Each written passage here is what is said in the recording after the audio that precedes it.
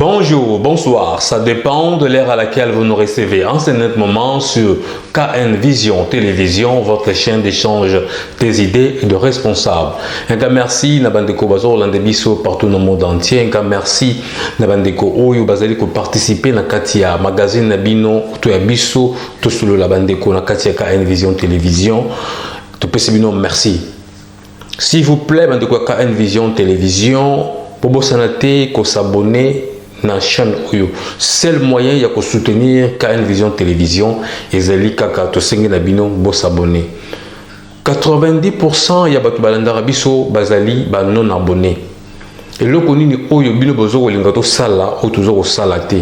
Boye bisa biso même dans commentaire, même dans email, même dans WhatsApp, numéro na biso ezawana et ko ba ozala malamu. Comment se fait-il que aux autres la KN Vision Télévision vous allez ko s'abonner peut-être le Oyo ozo linga ils étaient na KN Vision Télévision bien bisa biso to koyeba ko sangisa mail ensemble pour que tu ba ko satisfaire batu nyonso to yo to singi na bino soutien na bino Oyo ya makasi ezali kaka ko s'abonner na kati ya KN Vision Télévision chaîne ya ba échange ya ba idée na ba responsable place ba congolais baza okutana baza ko tia makanisa bango ensemble pour que ba yeba nini Oyo to ko sala pour la République démocratique du Congo. Le lot ozali samedi le 3 juillet 2021 mikoleza opusana seko pusana tozo kende vers 2022 Nzambe na bolingo na ye azali ko komisa biso malembe. Lelo motuna lelo ndenge to mesana toujours ko solola o tozwa mituna ya bandeko mususu balinga koyeba nini Oyo to ko kanisa. Alors ndeko moko tuna ki alobi papa Kelly 61 ans après indépendance, quel est le bilan du FARDC sur la défense du territoire national? 61 ans après l'indépendance, quel est le bilan du FARDC sur la défense du territoire national? Nalbaki ok. Nayoki papa, comme ça tu partager on peut na bande comme susu, tu y ba ndenge ni congolais aza okanisa. Ezali ko simba ou bien ezali ko simba te. Oh, ce que de tangi, ce que de tali plutôt histoire ya phase force armées aéroises. Total une histoire ya force armée ya République démocratique du Congo. To comparer beaucoup mona que to uti na ba rank donc to zalaki likolo to kita. Alors qu'est-ce qui fait que to kita les lotos dans la place totalité? Comme biso to ndeko tia ba mususu poids biso to ndeko soutenir ba pays mususu mais lelo biso kombo ya monene Congo to ko senga soutien na ba pays ya mikie. Qu'est-ce qui ne va pas? Ce que le corriger ezali au ba mususu ndeko mona c'est le moment total 61 ans to salinini bilan ezali ndengene on trouve que ba réaction ya bandeko na biso ba participer souvent na katia KN Vision Télévision toza na réaction ya papa Kakuji toza na réaction ya papa Timothée toza na réaction ya papa Moïse Vango toza na réaction ya papa Damien Aziwa bandeko KN Vision Télévision toloba à chaque fois que avec tout le respect au deux européens sa biso mutuellement ba réaction na biso eza sans injure tozo loba pona mboka na biso. Ce qui mboka na biso ezalité to tika la kolobela jamais pour na mboka mususu mais tellement to lingi mboka na biso zo bato participer na katia KN Vision Télévision c'est parce que nous avons l'amour de notre pays. Alors ceux qui toujours continuer toujours ko aimer pays na biso et ko yeba ko zala malamu nous devons critiquer sur le plan positif et sur le plan négatif. Ceux qui tout le monde ilo comme be ezali to lobi ceux qui a malamu pesa to lobi. J'ai aimé ba réaction presque bandeko belé oyo baza vraiment sincère en tout cas na sepeli vraiment sincère na oyo ndenge tout le monde est membre au Kenya. Tout le monde a réaction, il y a papa Moïse Ivan en Espagne, après tout le monde a réaction, il y a papa Timothée en Suède, et puis tout le monde continue, tout le monde a aussi ça numéro 1 mais tout le monde a réaction, il y a papa Moïse Ivan en Espagne. Mingi basala mebele na Congo espère Zambé. Toujours Moïse Ivan en Espagne, tout pèse mbot na balandi ya kan vision na ndeko bon. Mbote papa Moïse. Botuni biso vraiment eza kitoko pona koloba makambi ya FARDC ceux qui baza na bilan nini depuis 1960 lelo vraiment depuis 60 lelo baza na bilan moko et partie positif partie négatif. Okay. Partie positif et ali moke tango RDC ezalaki organisé. Okay. La politique ya armée ya bien. Okay. Oyo Kasavu bazalaki na mwa fin, c'est-à-dire na Mobutu. Okay. Général Mobutu, chef d'état-major. À partir wana mwa armée ezalaki mwa bien organisé. Okay. Après wana Mobutu pas eu pouvoir, azalaki na armée moko mwa bien organisé. Après chute na ye na ko foot par armée bien te armée kufa kinango. Kufa na tilelo armée kufi. Très bien. Na tango kanamba zoki pouvoir. Très bien. Armée kufa qui à 100%.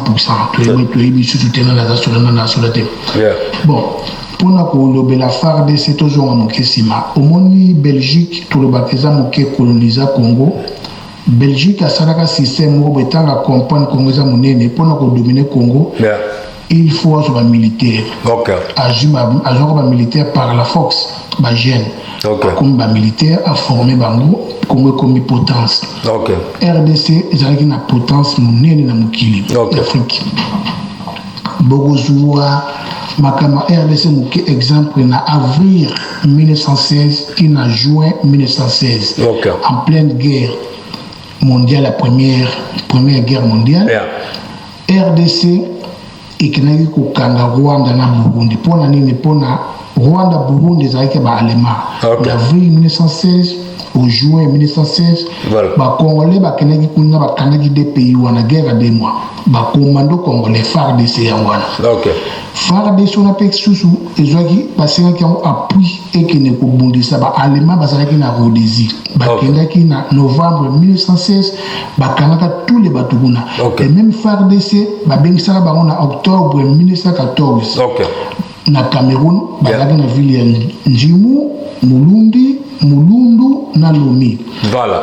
Et taso ezalaki po bakende kokanga Yaoundé po ba allemand bazalaki na Yaoundé. Okay. Base. Alors en octobre 1915 bakendaki na Yaoundé batore yango bakoti na kati baboni mitumba babotoli Yaoundé. FARDC wana. Okay. Alors le 28 janvier 1916 nde ezalaki honneur na kati ya Yaoundé défilé salamaki na balie ya FARDC ezalaki parti à France. Okay. Le même FARDC est capturé qui ville moko Kigoma na Tabora. Okay.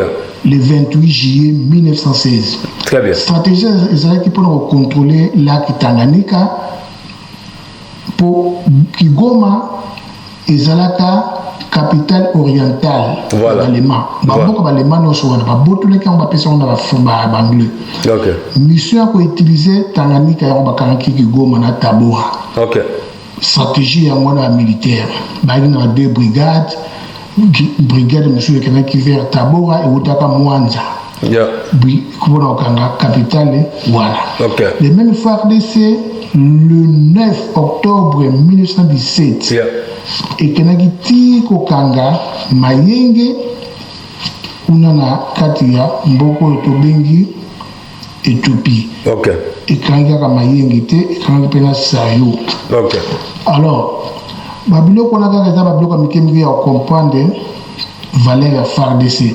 Yeah. Les mêmes FARDC qui n'ont pas beaucoup en Égypte. Yeah. Tout ce qui est politique, les Félix Tshisekedi à comprendre pour nous ils ont une stratégie tolobi en plus à ça l'effort comme ça FARDC bah imita Sike il y a tout ça 120 millions d'habitants base au recrutement les babéji basalaka batia bango na ba coin ebele à faire ya RDC yango kesala kitoko batinda bamilitaire mpe ebele na Beni bazalaka na bapatrouille ebele pene ya butu moi butu na kati ya Beni, surtout Beni. Toza 120 millions d'habitants. Esquisse moko eza te na Mese Félix Tshisekedi. Esquisse eza te 120 millions d'habitants. Recrutement obligatoire. Voilà, en tout cas, papa Moïse Vango en Espagne, en tout cas, dans ces pays, vraiment, la histoire au Betty, n'a pas presque va comprendre, tout Hollande Abisso, en tout cas, félicitations, on a un faire reculer, ma mémoire Nabisso, posons que ça va tout comprendre, place nini, oyo, phare d'essai et outaki, la place nini, oyo, et comme. Imaginez-vous, rebelle, ADF, 60%, il y a battu baza terroriste, soi-disant, ils allaient 60%, bazali ben Mboka Congo. Alors, il y a beaucoup de monde qui va place mingi oyo ADF aza au Kende, ils allaient que place oyo presque même la police exacte, même phare RDC, bazate na ba village oyo ya miki wana police azate, phare RDC azate. Yango wana que toujours comme on que ADF azo côté la mingi batuana azo ko bomba parce que pour que phare RDC bakuma kuna eza kozala un peu difficile pour na bango. Alors bilan autour au senga lelo toyeba pourquoi est-ce que dans la carence il y a des policiers, il y a des militaires, il y a des couignons, surtout il y a la République démocratique du Congo, 61 ans après l'indépendance.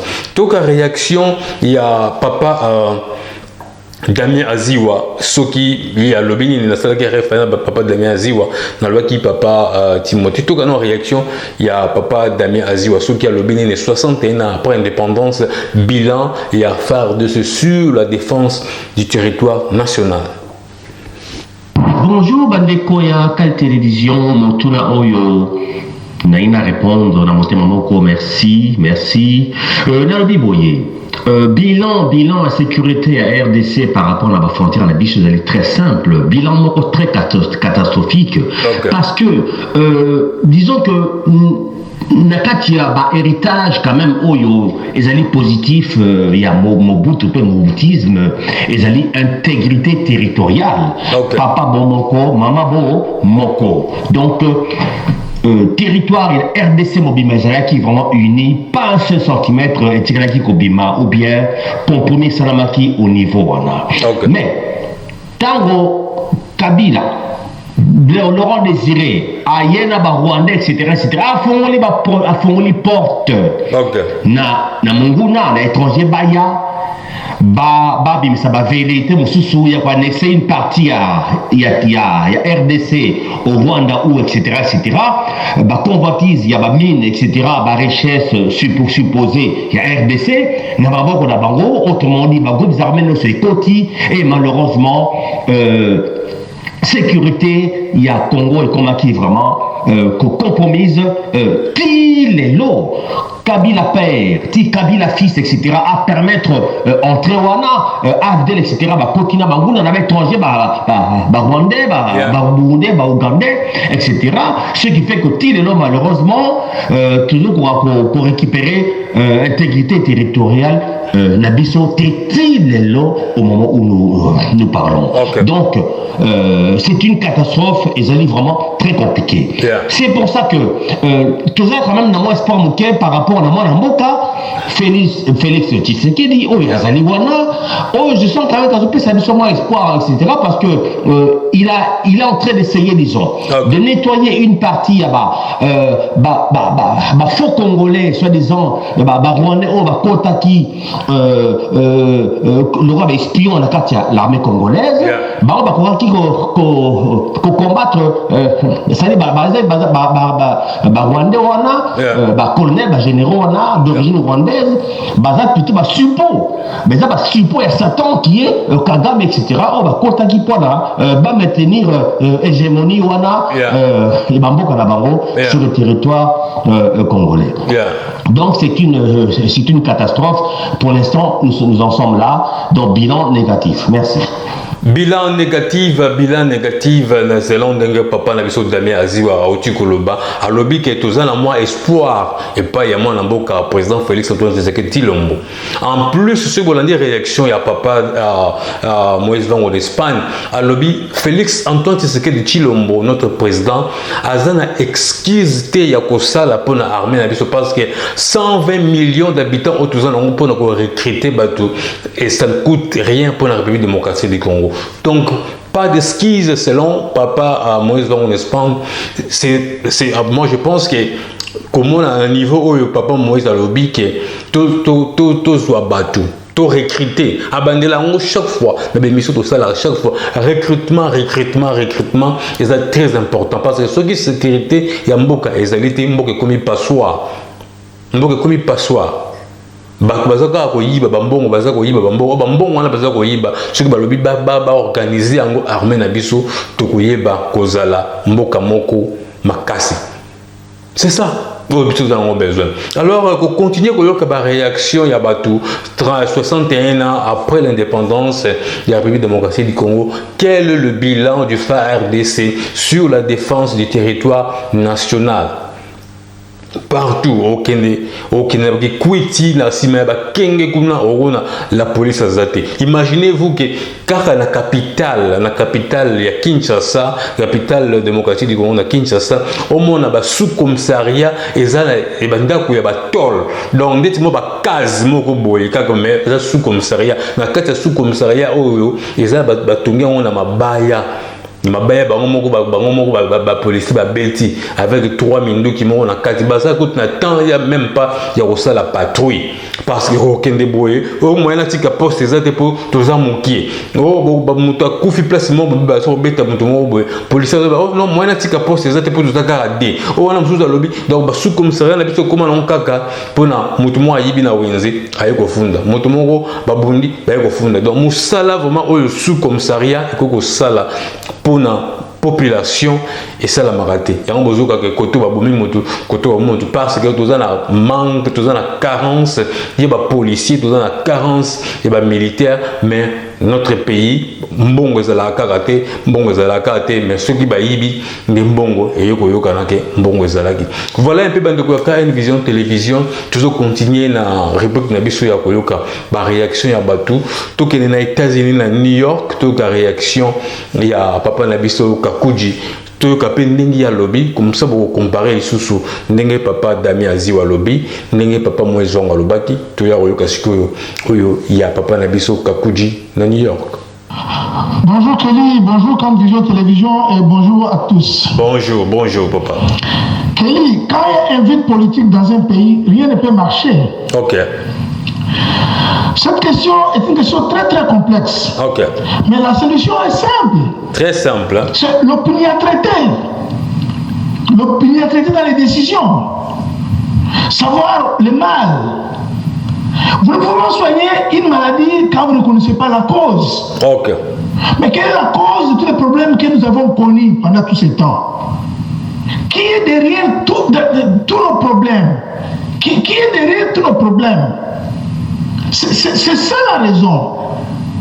Quand vous connaissez le mal, à ce moment-là, vous pouvez soigner. Ok.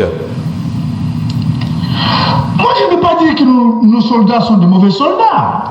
Très bien. Mais ce sont les chefs qui sont mauvais. Très bien. À 60, on destitue Lumumba. Et le désordre a commencé. La force publique, notre armée, c'était une armée qui a fait des succès. Très bien. Moi, mes grands-parents étaient des soldats. Mon grand-père paternel était dans la force publique et il a combattu à Tabora dans la Première Guerre mondiale. Ok. Et mon grand-père Kakuji, le père de ma mère, a combattu dans la Deuxième Guerre mondiale en Allemagne. Très bien. Alors, après l'arrivée de Mobutu au pouvoir, notre armée est devenue une coquille vide. C'est Mobutu qui a plongé tout dans l'anomie. Ok. C'est Mobutu. Ces armées n'ont pas fait une... Donc, ils allaient d'échec en échec. Ok. Ils n'ont pas fait une seule victoire. L'armée Mobutu n'a pas fait une seule victoire. D'abord, en 1975, quand il avait déployé son armée en Angola pour aider Holden Roberto, on les avait tous, les Kibés les avaient tous nettoyés. Ok. En 1976, il y avait l'incursion des soldats katangais, des gens katangais, et il a fallu l'intervention des Marocains et plusieurs armées africaines, les Français, pour venir déloger les Diabos. Mouzei, à Fizi, à Ewabora, ils étaient incapables de les déloger. Et puis nous avons vu en 1997, les petits soldats ont chassé les faces comme des gamins. Donc Mobutu n'avait pas d'armée, il avait une armée indisciplinée. Et tous ces soldats étaient formés aux États-Unis, en Israël, mais la faute c'était pas des soldats, c'est les généraux. C'était lui-même. Ok. Vous voyez? Bon, alors maintenant nous avons des soldats à Minembwe, ils sont là. Des Rwandais, des Burundais. Mais les Ougandais, les milices ougandais, ils nous ont totalement déstabilisés et ils continuent toujours à nous tuer. Nous avons l'état de siège, mais les massacres ne se terminent pas. Hier, on a tué 10 personnes. Okay. Donc, le bilan est zéro. Ok, très bien. Albert Einstein avait dit, si vous avez un problème et que vous comptez sur la classe politique pour résoudre à votre place, vous avez deux problèmes. Donc, on ne règle pas les problèmes avec ceux qui les ont créés. Alors, qui a créé ce problème là-bas? Qui est derrière les Rwandais et les Ougandais? Est-ce que tout le monde ne sait pas ça? L'armée est tributaire de la richesse. Okay. Vous avez une armée forte et votre pays est riche. Okay. La solution, c'est de punir les ennemis. Les Rwandais et l'Ouganda, ils doivent être punis. Très bien. Nous devons hypothéquer une partie de nos richesses pour donner une très très bonne leçon aux Rwandais et aux Ougandais. Ils doivent nous respecter. Très bien. Nous sommes un pays riche, nous sommes un grand pays.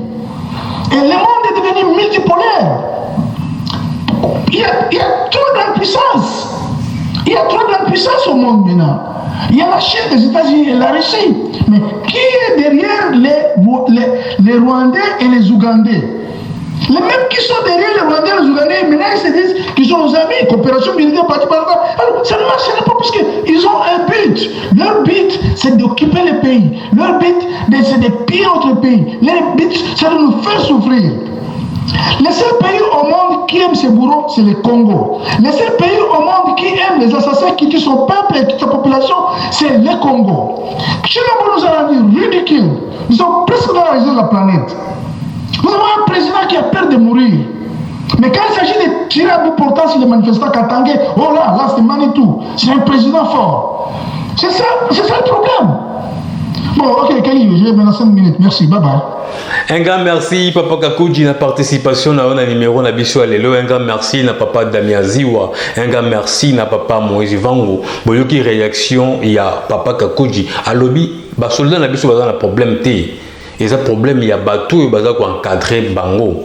Ceux qui bateau encadré bango, c'est presque même idée. C'est presque même idée à bande connu surtout bateau koloba. Donc la réaction, il y a Souka, il y a Papa Nabiso Timothée na Suède, ce qui est à Lobinini. Mais je pense que Papa perd le hôtel que le vélo au Mongo et Malam.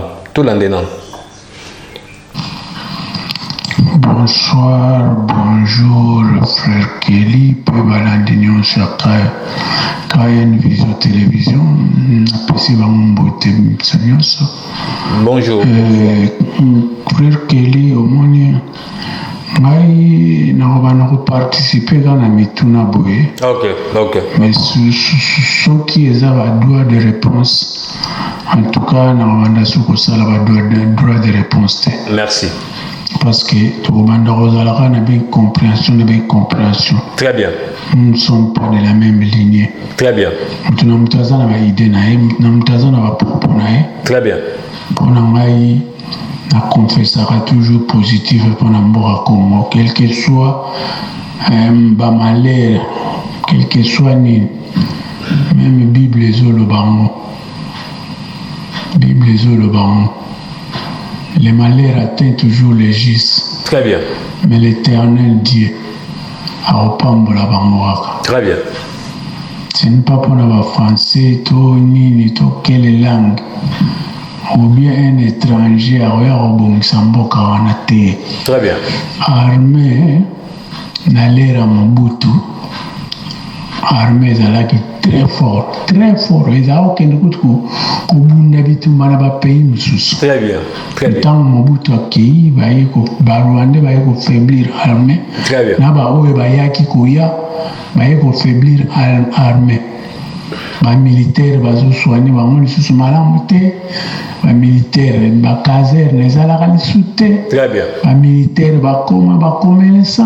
Très bien. Donc comment mboka développer, comment armée kozala pena les plus puissants. Très bien. Alors bila armée ndenge toza boye en tout cas eza pena négatif. Très bien. Eza négatif. Très bien.